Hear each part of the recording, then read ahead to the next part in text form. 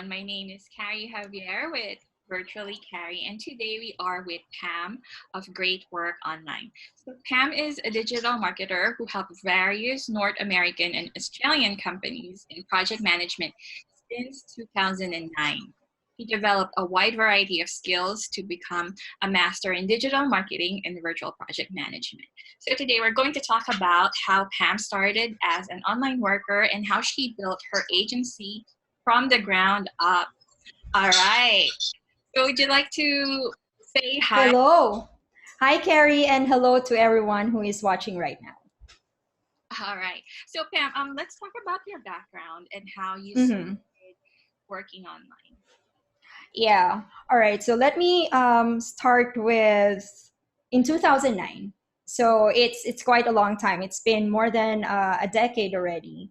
So in the beginning, it was more of like I just want to help with the finances in the family, and I had two young kids back then.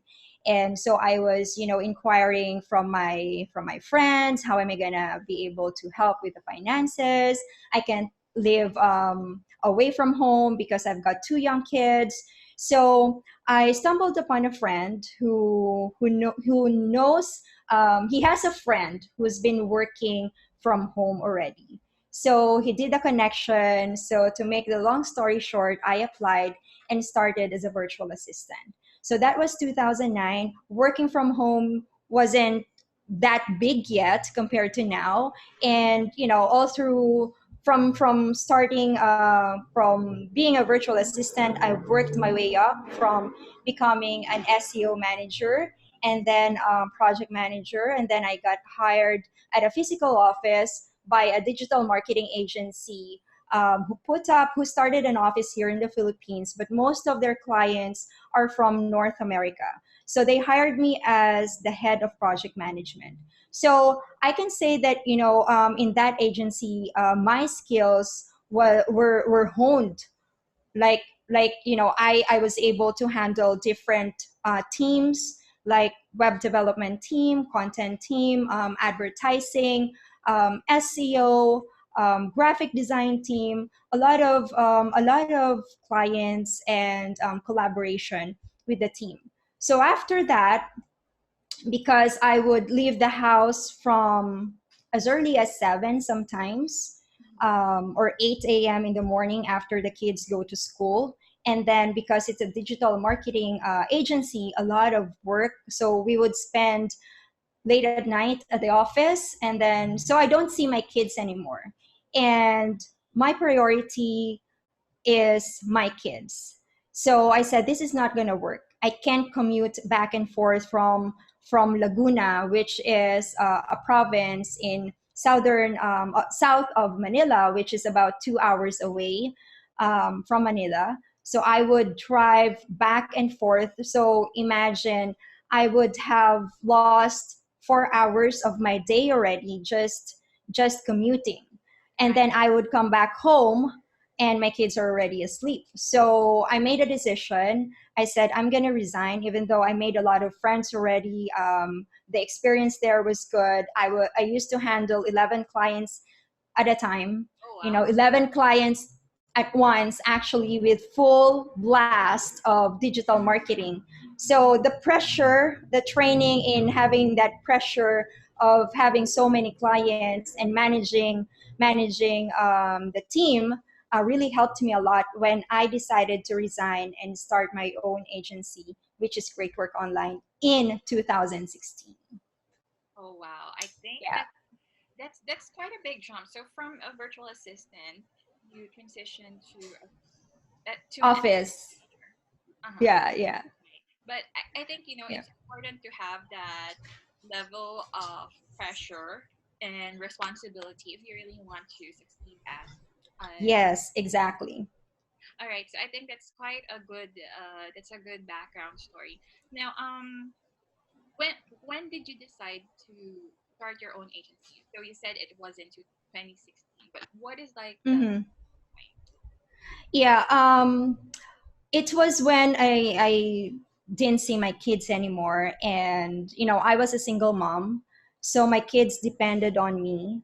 So I'm like, when I had that decision, I needed really to make a decision that it's not going to work. I want to see my kids to grow up. I want to be there every day. So in 2016, I resigned from that digital marketing agency and started Great Work Online. So, that was my driving force to start my own agency. And because, I was a single mom, and I felt the pain and the struggle of you needing to provide for your family and needing to have a work. So I'm like, if I want to help Filipinos, especially, I want to help single moms to have a career and start working from home so that they don't have to leave their kids behind. I agree. That's really an important point, especially for Yeah, yeah. single parents. Um, do you personally think that it's a requirement to have a management experience before you start your own agency? I think it depends really on what type of agency you would like to build. I think the key thing there is for you to have a passion, you need to know your strength, you need to know your skills, and then based from that passion, based from that skills, then you build what you know best. And for me, throughout that years, through all those years when I started in 2009, I started as a general VA because I don't have any experience at all. So I was like, through the years, I was able to discover what is my strength, what are my skills. So I discovered that my strength is project management. That's why with Great Work Online, we are really promoting project management to our clients. And because I've got digital marketing background, so that's kind of like work hand in hand. Okay. Those are Yeah. very good inputs. Now, what would you say are the three must-have skills if you want to, or what are the three must-have requirements if you want to start an agency? hmm So, as I said earlier, you need to have a passion because if you have a passion, you will wake up every day and feel excited to work and do what you're passionate about. And then again, discover what is your strongest skill. So, for me, it's project management, and I guess for you, it's social media.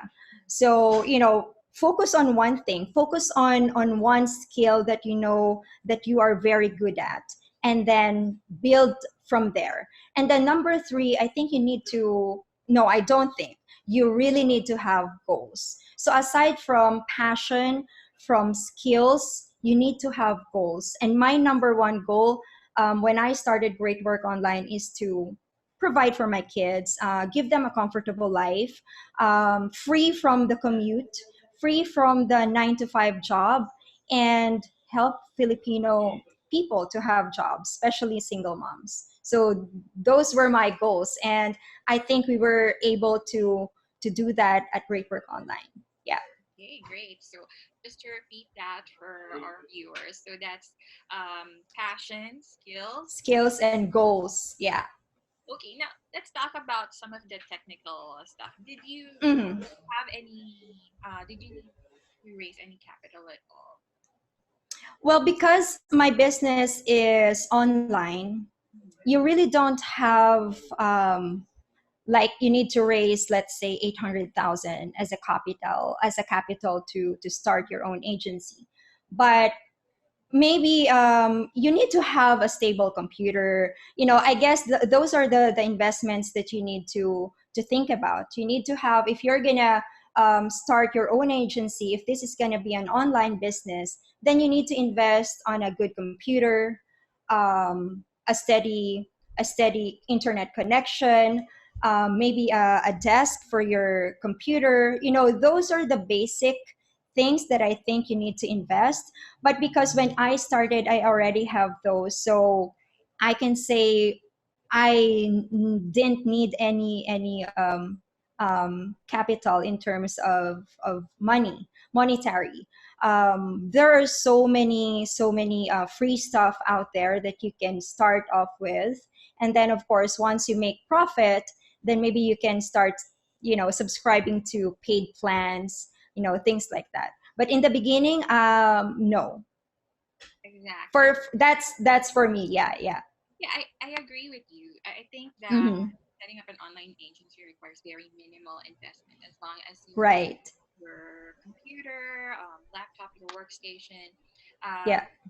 And in my case, I also started with just one team member. One, Mm-hmm. that's how we scale. So let's talk about that.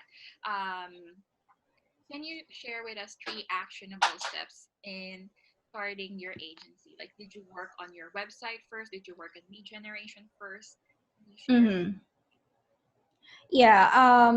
The first thing that I thought about was, who are my connections? So this is where the saying goes, like, don't burn a bridge, Right. Mm-hmm. because you'll never know who will help you when you need to start something. And let me share you, when I started Great Work Online, I was like, I need a logo, but I'm not a designer. So, and I don't have the money yet to pay a designer. So because I've made a lot of friends and good friends from the agency, I asked one of our designers, our head designers there, and and told him that, hey, I'm starting Great Work Online, but I need a logo. Can you help me on it, on that? How much would you charge? And if you go to our website, you will see the logo, and that was given to me for free. So think about your connection, and then set a goal. If your goal is, what is your purpose, what is your goal? Do you need to help entrepreneurs? Do you need to help coaches? Do you need to help speakers? Do you need to help authors? So those are the things that you need to think about as well. Who is your target market? And that should be based from your skill. In With us, it's like an accidental thing for us to discover who our target market is, because we started, our first client was, well, actually, he is still our client. Our first client is a speaker, he is a coach. So because I developed a good relationship with this client, he became some kind of like a referral partner for us, because he was satisfied, he was happy with our service. So every time his clients would come to him and say, how did you do these things? And he would say, well, I've got Pam, and Pam has a Great Work Online, and they do this and that. And so he would refer. So I think that that's one thing. You need to set a goal. You need to set, what service you would like to offer, and who are you going to offer them. And then number three, you need to map out a plan. In the beginning, it could be complicated. Maybe you might be confused on, how am I going to do this. But if you're going to stick to your strength, to your number one skill, I call it your power. If you're going to stick to your power, and you're going to stick to your goal, you will be able to map it out. You will be able to map out a plan. I'm an old school. I've got notebooks and physical calendar on my desk. So every time I work, I've got this, I've got marks on my notebook. So, it's really important that you list it down. What do you want to do first? List all the things that you want to do, and then once you list them out, just filter them, and then prioritize what needs to get done. So I'm going to share with you how you're going to prioritize. Know your connection, know who you can reach out to. Maybe ask for referral. Maybe your past clients, or your client's friend, things like that. Reach out to them, and then once you reach out to them, or maybe before you reach out to them, set a goal first. I want to target this niche, and then what are their pain points. So think about what problem you can solve instead of what product you need to develop, because it's a lot easier for you to develop a product or a service if you already know what solution you're gonna provide to your clients based from what their struggles are or what their challenges are in their daily lives. So that's my three steps, I guess. It was a really great guide into starting your own agency. And, I agree with you. Entrepreneurs are problem solvers. So if you want to be Yes, successful in any field, not just with starting your own agency, you really need to understand your customers' needs. right. Okay. So let's go to our next question. And you talked about finding a niche, right? Now, Hmm. you already have a niche. How do you find clients? Are there any websites or communities that you recommend? How do I find client? Yes. Was that your? So with us, we are on a referral base. Mm-hmm. With what we have, it will be different from each of businesses, but right now I really think that referral base is best for us. The reason why I said that is because our clients are advertisement, are human advertisement. That's why we keep our clients very tight. We don't bring in a lot of clients that we can't handle. We don't work a lot of with clients because I personally would like to oversee and be involved with their projects. We do have project managers, but I also is involved with their projects. So when our clients are happy, they refer us. So it's not like we are out there really going to whatever website and seeking for clients. We don't. We just make do the best we can to keep our clients satisfied and happy, and then the return is they would refer clients to us. So recently, we've got another referral partner, and he's very happy with our work.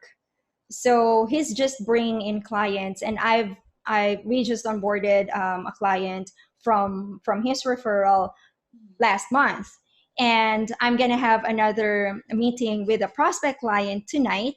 So fingers crossed. I hope she will. We will get to onboard her. So most of our clients, we've got 7 clients, but with full digital marketing services already. But that's a handful already to take care of. So yeah, it's the less client we have, the happier they get. So that's my answer to that. I really can tell that you need to go to this website and find clients. I think if you already have a client that is very happy, just focus on that client, because that client could be a referral partner for you. That's a really good one. And I think that gives you an extra incentive to really deliver quality services, right? Yes, exactly. Okay, great. And good luck on nailing that client later. Yes. All right, now let's talk about pricing. How do you price your services? Do you follow any pricing models at all? Mm-hmm.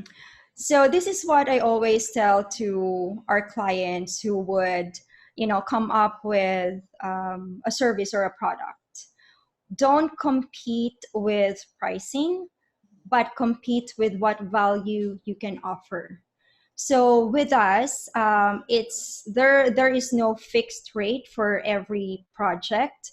It's more of a customized kind of thing for us, because every client has different needs. So let's say client number one needs email marketing, social media marketing, and PPC. Client number two just needs social media and email marketing. So we can't put a price on each client's project. So what I do is I take them to a discovery call. I send them a questionnaire. With having a questionnaire, you're kind of like qualifying your clients. It's more of like they are applying to you than you trying to get them as a client. So based from the form that I send out to the client, I would already know what do they want. And then once I talk to them in the discovery call, I already prepared a program based on the form responses. So that's why before we end the call, the client already know if they're gonna move forward or if we're gonna have a follow-up call to discuss his or her decision, or through that they're gonna end. So at least you already know if that client or if that prospect client is just wasting your time, or if you just want to continue on building that relationship so that the client will see your worth, that they need you so that they will be able to scale. So but it also is very important that you do your research. Right. So you don't give a fixed rate for your clients. Do a customized program for them, and then based from that come up with a pricing. But do your research so that you will know, at least you will know what is the running price in the market, so that you won't underprice or you won't overprice. Right. So you Yeah. use custom packages. Because I Yes. know that some agencies, they work with hourly services, they work, and some work with just like what you have Mm-hmm. price models. Mm-hmm. Yeah. Do you ask for deposit, or do you do milestone? We do ask for a deposit upfront. Okay. So we do ask for onboarding fee because everything needs to get set up and all of that. And I do provide them a free, once they move forward with us, I do provide a digital marketing plan. And most of the clients that we have, they didn't have any digital marketing plan. They're like, what is that? So I'm like, oh, okay. So I'm going to explain them, and then I tell them that once you move forward, I'm going to give this to you for free. And digital marketing plan has a lot of brain power in it. You do your research, your external and internal research, everything, your plan on how you're going to attack their target market, the strategy, and all of that, and they're happy with it. So we ask for an onboarding fee, and then I ask for an upfront payment for a month, and then after that it's a recurring. So with us, we don't lock them for a number of months, but I just require them to at least stick with us for 2 months, because there will be learning curve. So that is something that you can also consider when you start. Ask for a deposit, depending on what you're offering. If you can ask for a full payment for the first month, do that. If your client can't afford a full month, then ask for a 50% down, and then do an installment um, payment terms. So those are the things that you can consider. Yeah. Okay, that's good. And I think that way you can also mitigate the risk. Yeah, and it's kind of like also your security, that before you deliver, but of course you should deliver because the client already paid, but at least it gives you security that you are working on something that the client already paid for. So you have that boost of energy and the will to really work on the project because the client already paid. Right. Nothing Yeah. inspires more than money. Yeah. It's important too, yes. Okay, now on to one of the most challenging parts of being an agency owner, and this is also something that I struggle a lot. Hmm. How do you hire contractors? Because it's very difficult to build an online team. There's the issue of logistics, the work performance. Can you share with us Mhm. tips and hacks? All right. So what we do with Great Work Online, in the beginning, it's kind of like a struggle for us because we are still developing our system and our process. So I guess the number one thing you need to consider is you need to have a system and process first. Your hiring process, it needs to be solid so that you'll be able to hire good candidates, good VAs, or whoever freelancers you need in your team. But with Great Work Online, we do filter them based on the skills and experience that our clients need. So, for example, the client need someone who knows social media marketing or someone who knows email marketing. I'm not gonna waste my time in checking resumes for those candidates who would submit general VA because the client already specified these are the things that I need help with. So it will still go back to the form, the qualifier form that you have once you do a discovery call. So based from that, we filter them based from skills and experience, and then we give them a test because we know this, Carrie. There are professional applicants. They speak well. They write their resumes well. They do the test well, but it's a lot different when it's online because you really can see them in person. So that goes to my third three things to consider is do a series of video interview. This is where we would see if the candidate is focused. We would see if the candidate has a work space at home. Let me share you, we recently had this, we are still hiring as of the moment. And there was an interview, one of our project managers interviewed this candidate, and I think she was set up at a kitchen in their house. So there were so many people passing by her, behind her. And for me as the CEO, I would think that you will be distracted once we hire you because you don't have a designated workspace at home. So I guess that is very important in doing your hiring. So yeah, so filter, number one is filter based from the skills that you need, the experience as well. If you see in the resume that they are jumping from one project to another, that for me is a red flag. But then again, I give them the benefit of the doubt that, some freelancers would take on just one project or the client just need this for a specific time. So that's when you're gonna proceed with your number two phase, which is giving them a test.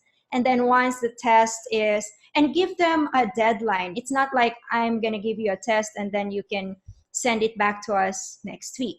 So we give them a very short period of time, depending on the test and depending on the position that they are applying for. So if it's a very simple position, then within 24 hours you need to return back to us your answers. If it's a complicated thing, so for example web development, then you can give it back to us after 48 hours, things like that. But giving them some pressure, deadline pressure, it will kind of like you gauge if they can handle pressure, if they can deliver on time. So giving them a test is very important as well. And then once for you, you think they passed the test, then you jump on schedule an interview with a video call. So those are our process right now. We are, before we jump on a test, before we give them a test, we ask them to provide an audio and a video, just introducing themselves so that we can see their background and how they speak. I don't require an accent, but at least have a neutral accent, and you can converse well in English, because you will be facing depending on the position as well, you might be facing the client. And I think my one edge there is that I would ask David to interview them so that we will determine if they can, do conversational English. So yeah. I think that's very important. And in case people are wondering who David is. David is my business partner and he is Canadian. So yeah.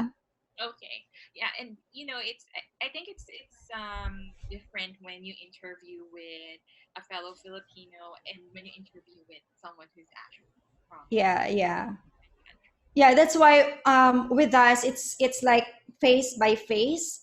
Mhm. So the project managers would interview them. If they pass from the project manager, then they will move forward to David. If they pass it with David, then it goes to me. So I kind of like have the final say because I know what type of work they're gonna do. So yeah. All And then right. of course the project manager and David would give their recommendations, and then based from that and based from my interview I will make a decision. Okay. Yeah. So, we're gonna wrap this up. And do you have any final message to freelancers for those who are Yeah. thinking of starting their own agency but are not quite sure? I think this is the best time for us online entrepreneurs, or if you are just not just if you are a freelancers and wanting to level up and offer your skills as a service to your clients, then I think this is the best time to start because everybody is working from home, everybody is online. So businesses need more workforce, and it's about time for us to step up and shine. This is I tell this to my staff all the time, and sometimes when my clients would get frustrated, I would tell them that we do your best, and always put yourself in your client's shoes. If you if you think or and treat your client's business as if it is your own, you will do everything to help your client succeed. And by the way, it is a win-win situation. If you give and deliver result to your client, then of course they will still hire you and you will have a long-term relationship with your client. That means you'll be able to provide for your family. You will be able to hire more employees in your team, and you are giving jobs to people. So it's a win-win situation. Just always have that mindset that if it is my business, how would I want it to be? How am I going to work on it so that I will help my client to be successful? So just keep that in mind, and yeah, just give more value to your client, and they will appreciate it. True. That's Yeah, good advice. All right. I So, guess that's it. yeah. So how can we connect with you? How can we follow Great Work online? Yeah, just check us out at our website. All of our social medias are there. Our website is greatworkonline.com. We also have Facebook. We've got groups for freelancers and entrepreneurs. So just check us out, and everything is on our website. Just visit our website. All right, and we'll also provide links Yeah. in the video description. All right. Thank you so much, Pam. And Thank you, Carrie. And I hope I enlightened freelancers who are wanting to start their own agency and some entrepreneurs who are just starting out.